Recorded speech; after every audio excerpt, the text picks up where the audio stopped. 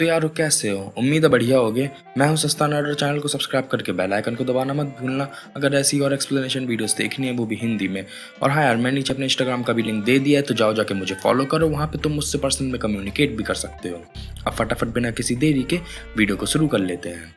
तो एपिसोड की शुरुआत होती है और लान हुआन जिंग गोंग याओ से पूछता है कोई खबर पता चली डेमोनिक हाथ या हुजोंग से जुड़ी हुई, जिसपे जिन गोंग याओ उसे बताता है अभी तो दोनों में से कुछ भी पता नहीं चला है, पर वॉच टावर्स उन्हें जल्द ही ढूंढ लेंगे। फिर हुजोंग को बस आदेश देने की जरूरत है और हम भी उसके साथ फिर मामला संभाल लेंगे। भला तुम क्या सोच रहे हो? जिसपे लान हुआन उसे बताता है कि जहाँ पर डेमोनिक हाथ मिला था उस जगह के आसपास कुछ देर बाद भूतों का जनरल भी दिखा था।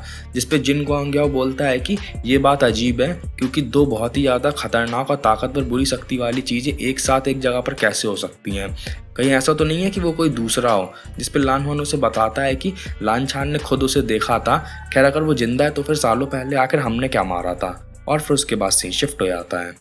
उधर वी बुशान भूतों के जनरल उर्फ वैन निंग के ऊपर एक सील बना देता है और उसकी चेतना वापस आ जाती है।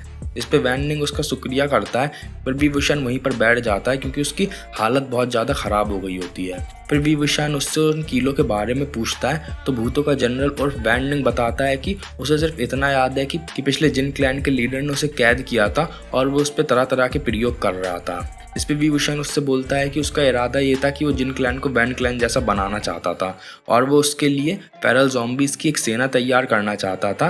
क्या तुम्हें उस जगह के बारे में कुछ भी पता है जहाँ पर तुम्हें कैद किया गया था? उस जगह के बारे में मुझे सब कुछ बताओ। उस जगह की सुरक्षा जरूर बहुत ज़्यादा कड़ी रही होगी और अगर तुम्हें कुछ भी याद है कि तुम वहाँ से कैसे भागे थे, उस सब के बारे में मुझे बताओ। इस पे मना करते हुए बोलता है कि क्या आपको ऐसा लगता है कि मुझे किसी ने जानबूझकर बाहर निकाला होगा? आखिरी बातें मुझे जो याद है वो ये है कि आपने अपना टाइगर एमुलेट तोड़ दिया था, उसके बाद जियांग चैंग ने एक छोटी सी टुकड़ी के साथ आपको मार डाला था। फिर वी बुशान के ऊपर और भी ज़्यादा श्राप चढ़ने लगता है, जिस पे भूतों का जनरल उर्फ वैन निंग चिंता जताता है। तो वी बुशान उससे बोलता है कि मुझे हाल में ये शरीर मिला है और ये मेरे पहले के शरीर के मुकाबले बहुत ही ज़्यादा कमज़ोर है और मैं एक बात बताना चाहता हूँ कि मुझे जियांग चैंग ने नहीं मारा था। फिर वो गिर जाता है और बेहोश हो जाता है और बेहोश होते होते उसे याद आता है कि उसे लान छान ने टाउन में मिलने के लिए बोला था और फिर उसके बाद सीन शिफ्ट हो जाता है। फिर हम लोग को पहले का दिखाया जाता है जहाँ पर कई सारे लोग भीड़ लगाए हुए खड़े होते हैं। तभी वी बुशान आगे जाके देखता है तो वहाँ पर वैन क्लैन का एक बच्चा लान छान के कपड़े को पकड़कर रो रहा होता है और उसे पापा बोल रहा होता है। फिर वी बुशान और लान छान दोनों खाने के लिए एक दुकान पर बैठते हैं जहाँ पर वी बुशान पूछता है तुम्हारा आखिर येलिंग में कैसे आना हुआ? जिस पे लान छान उसे बताता है कि वो रात के शिकार के लिए वहाँ पर आया है। फिर वी बुशान लान छान से अपने स्कूल के दिनों को याद करते हुए बातें करता है, जिस पर लान छान उससे पूछता है कि तुम्हारा कल्टीवेशन बेस तो बहुत ही ज़्यादा अच्छा था, फिर तुमने बुरी शक्तियों का कल्टीवेशन क्यों शुरू कर दिया? इसका शरीर और दिमाग दोनों पे बहुत ही बुरा असर होता है और अगर तुमने कभी कंट्रोल खो दिया तो? इस पर वी बुशान उससे बोलता है क्या हुआ अगर मैंने बुरी शक्तियों का कल्टीवेशन शुरू कर दिया जब तक मैं अच्छे काम कर रहा हूँ? फिर वो एक गोल्डन सील दिखाते हुए बोलता है कि सब कुछ मेरे काबू में है, कहीं तुम भी मुझसे यहाँ पर मेरे टाइगर एमुलेट को सौंपने के बारे में बोलना तो नहीं चाहते हो? जिस पर लान छान इस बात को मना कर देता है।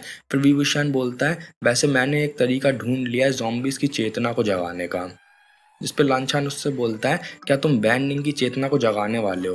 तभी एकदम से वो जो गोल्डन सील रखी होती है वो जल जाती है, जिस पर वो घबरा कर वहाँ से भागता है और फिर उसके बाद सीन शिफ्ट हो जाता है। उधर येलिंग की मुर्दों की पहाड़ियों में भूतों का जनरल और वैन निंग आज़ाद हो गया होता है और सारे ज़ॉम्बीज़ को वहाँ पर मार रहा होता है। वहीं पे उसकी बहन एक कोने में गिरी पड़ी होती है। फिर वो उठकर तलवार से उस पर हमला कर देती है और मौका देखकर उसके ऊपर गोल्डन सील लगाने की कोशिश करती है, पर वो उस पर हमला कर देता है और तलवार का एक टुकड़ा टूटकर बिल्कुल उसके लगने ही जा रहा होता है कि तभी लान छान उस टुकड़े को अपने वार से अलग फेंक देता है। फिर वी बुशान वैन निंग और भूतों के जनरल को गोल्डन सीलों में बांध देता है। उसकी बहन उसे बताती है कि एक बूढ़ा जो सफाई कर रहा था उस दौरान उससे एक गलती हो गई और एक तलिस्मान हट गया। तभी लान छान पीछे देखकर घबरा जाता है। वहाँ पे टाइगर एमुलेट बहुत ज़्यादा बड़े आकार में एक जगह पर बंधा हुआ होता है जो कि सारी बुरी शक्तियों को जो वहाँ पर बन रही होती हैं उनको सोख रहा होता है और इसीलिए बाहर के लोगों को उस जगह की बुरी शक्तियाँ भी नहीं दिख रही होती हैं। तभी भूतों का जनरल और वैन निंग आज़ाद हो जाता है और वी बुशान उसे रोकने लगता है, पर लान छान मदद करने के चक्कर में वी बुशान का ध्यान भटका देता है और भूतों का जनरल और वैन निंग उस पर हमला कर देता है और वी बुशान को एक कोने में फेंक देता है, जिस पे वो दीवार से टकराता है और उसके मुंह से हल्का खून आ जाता है और वो घायल हो जाता है। तभी लानछान भूतों के जनरल के शरीर से निकलने वाली सारी बुरी शक्ति को वहाँ पर एक शील्ड बनाकर रोकने की कोशिश करता है। उसके बाद जो विभूषण होता है अपनी सारी बची खुची शक्ति को इकट्ठा करके उसके ऊपर एक वार करता है, जिसके बाद विभूषण भी नीचे गिर जाता है, पर लानछान उसे पकड़ लेता है, उसे गिरने नहीं देता और जो वैननिंग होता है वो भी घुटनों पर बैठ जाता है। उसके बाद वैननिंग की चेतना लौट आती है और फिर वो विभूषण और अपनी बहन दोनों को पहचान जाता है और फिर बाद में उसकी बहन से वो गले मिलता है और फिर उसके बाद लानछान और विभूषण दोनों बाहर की तरफ घूम रहे होते हैं। जिस पे जो लानछान होता है बोलता है तुम्हें पूरा विश्वास है कि यहाँ पर सब कुछ तुम्हारे काबू में है। जिस पे विभूषण बोलता है कि तुमने देखी नहीं थी क्या वहाँ पे गोल्डन सील्स, और वो सिर्फ मेरे खून से ही खत्म होंगी, और भला इस पूरी दुनिया में आखिर ऐसे कितने कल्टीवेटर हैं जो कि मुझे मार सकते हैं। इस पे लानछान उससे बोलता है क्या तुम्हारा सारी जिंदगी ऐसे ही जीने का इरादा है। इस पे विभूषण उससे बोलता है तो और क्या करूं, डेमोनिक कल्टीवेशन बंद कर दूं और इन लोगों को दूसरे क्लैंस के हवाले सौंप दूं ताकि वो इन्हें मार दें।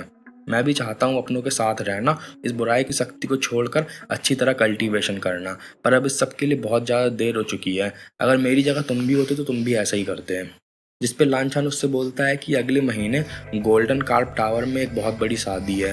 तो विभूषण उससे बोलता है कि येनली और जिनजी जुआन की, बताने का शुक्रिया। फिर लानछान वहाँ से चला आता है और विभूषण सोचता है कि अब मुझे यहीं अंधेरों से भरे रास्ते में चलना होगा। एक छोटा सा बच्चा उसका हाथ पकड़कर उसे पीछे की तरफ दिखाता है। जिस पे विभूषण जब पीछे की तरफ मुड़ता है तो सारे के सारे वैन क्लैन के बचे हुए लोग लालटेन जलाकर एक साथ उसे खाना खाने के लिए बुलाते हैं।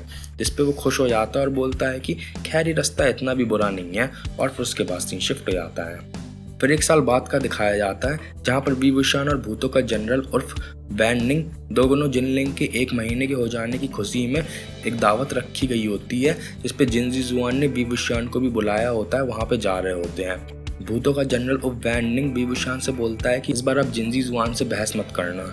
इस पे विभूषण बोलता है कि हाँ मैं इस बार उसे पूरे 1 साल तक कुछ भी नहीं बोलूँगा। तभी उन्हें हलचल महसूस होती है, फिर वो वहीं पर रुक जाते हैं। जिसके बाद एक तीर आता है जिसे भूतों का जनरल और वैननिंग पकड़ लेता है। फिर पहाड़ियों की झाड़ियों में छुपे हुए सारे जिन क्लैन के सैनिक निकलते हैं और उसके ऊपर तीर तान देते हैं। जिस पे पुल के उस पार जिनजी जुआन अपनी तलवार निकालकर विभूषण को धमकाते हुए बोलता है कि अपना श्राप ठीक कर दो। इस पे विभूषण के पूछने पे वो अपनी छाती दिखाता है तो उसके ऊपर अल्सर रेटिंग श्राप को देखकर विभूषण बोलता है कि मैं अगर तुम्हें मारना चाहता तो तुम्हें इससे भी बुरी मौत देता। जिस पे वो भड़क कर सैनिकों को विभूषण के ऊपर तीर चलाने का आदेश देता है। तो विभूषण बुरी शक्ति की मदद से तीरों को गिरा देता है और बोलता है मुझे मजबूर मत करो, मेरा आज बहुत ही अच्छा मूड है, इसलिए मैं तुमसे लड़ना नहीं चाहता हूँ। जिनलिंग 1 महीने का हो गया और मुझे वहाँ पे जाना है। तभी जिनजी जुआन उससे बोलता है कि क्या तुम्हें सच में ऐसा लगता है कि हम लोग तुम्हें अपने यहाँ पे घुसने देंगे। फिर वो कुछ कल्टीवेटर्स को उस पर हमला करने का आदेश देता है तो वो कल्टीवेटर्स अपनी तलवार से उड़ते हुए उसकी ओर बढ़ने लगते हैं। जिसके बाद विभूषण अपनी बांसुरी निकाल कर उसे बजाने लगता है। तभी जिनजी जुआन उससे बोलता है कि इसका कोई भी फायदा नहीं है, मैंने यहाँ आसपास की सफाई करवा दी थी और यहाँ पे कोई भी लाश नहीं है।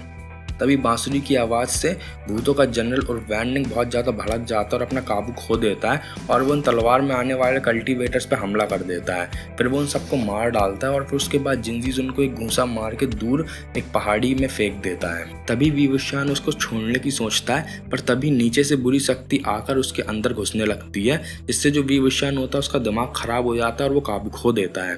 फिर जिनजी जुआन के आदेश पर तीरंदाज उसके ऊपर तीर चलाते हैं तो विभूषण बुरी शक्ति की मदद से उन तीरों को उन्हीं के ऊपर दोबारा से चला देता है। जिसके बाद वो सारे के सारे तीरंदाज मर जाते हैं। फिर जिनजी जुआन बुरा बुरा बोलने लगता है येनली, जियांग क्लैन और जिनजी जुआन के बारे में।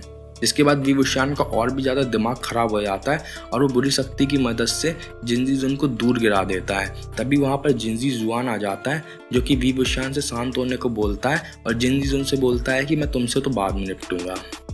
फिर वो विभूषण से बोलता है कि ये सब कुछ रोक दो आज के लिए। जिस पे विभूषण उससे बोलता है कि तुमने उन्हें मुझ पे हमला करने से क्यों नहीं रोका, वो यहाँ पर मुझे मारने का प्लान बना के बैठे थे। जिस पे जिनजी जुआन हल्का भड़कता है और उसकी ओर बढ़ते हुए बोलता है कि मैं अब यहाँ पे आ गया हूँ, अब तो शांत हो जाओ और मेरे साथ चलो। तभी उसको विभूषण की ओर बढ़ता हुआ देख के भूतों का जनरल उर्फ वैन निंग, जो कि अपनी चेतना पूरी तरीके से खो चुका होता है और बांसुरी की धुन सुनकर बहुत ज्यादा भड़का हुआ होता है, जिंजी जुआन के पीछे आके खड़ा हो जाता है और उसकी छाती के आर पार अपना हाथ घुसेड़ देता है, जिसका जो जिंजी जुआन होता है उसके मुंह से खून निकलता है और वो घुटनों पर बैठ जाता है और वो मरते मरते विभूषण से बोलता है कि येनली तुम्हारा इंतजार कर रही है, वहां पर जाओ। ये बात सुनकर विभूषण को दुख का इतनी जोर का सदमा लगता है कि वो अपना होश दोबारा से संभाल लेता है और जब अपने कपड़ों में हाथ डाल के देखता है तो उसे वहां पर टाइगर एमुलेट मिलता है और फिर उसके बाद एपिसोड खत्म हो जाता है। खैर, तो आज की वीडियो में इतना ही। अगर वीडियो अच्छी लगी तो वीडियो को लाइक करो, इस वीडियो को जरूर से अपने दोस्तों के साथ शेयर करो और चैनल को सब्सक्राइब करके बेल आइकन को दबाना बिल्कुल मत भूलना। राइट वाली विंडो पे टैप करोगे सीरीज की पूरी प्लेलिस्ट देखनी और लेफ्ट वाली विंडो पे टैप करो अगर अगला एपिसोड देखना है। मैं मिलता हूँ तुमसे अगली वीडियो में, तब तक के लिए गुड बाय।